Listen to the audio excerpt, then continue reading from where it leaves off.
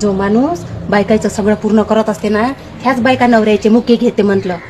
मुके घ्यायला एक थूत काढता पाहिजे जरासं. गालं सारे बसून गेले आणि कायचे पप्प्या घ्या म्हणता.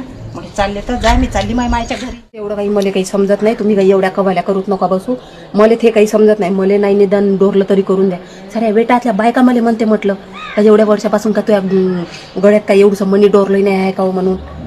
लोकांचे नवरे पाहणं, बायकाचे नवरे पाहणं, त्याला काय काय काय काय आणून देते.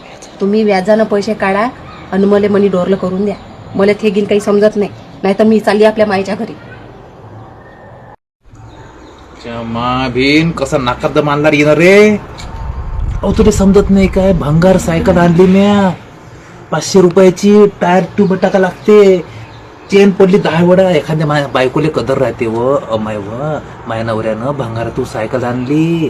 किती पैसे मानावर वाचवते व शोक नाही, बाहेर खर्च करत नाही, खर्रा खात नाही. एखाद्या बायकोले कदर. बायको त्याचे गाल चोपडते, मुका घेते त्याचा मुका. जो माणूस बायकाचं सगळं पूर्ण करत असते ना, ह्याच बायका नवऱ्याचे मुके घेते म्हटलं.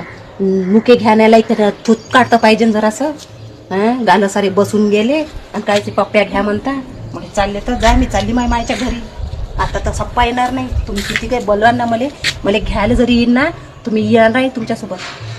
जाय जाय जाय जाय जाय जाय लवकर जाय. जाय माझ्या घरी लवकर. मला डोकं नको दुखू. जातोच मी, राहत नाही तुमची शकल पाहायला.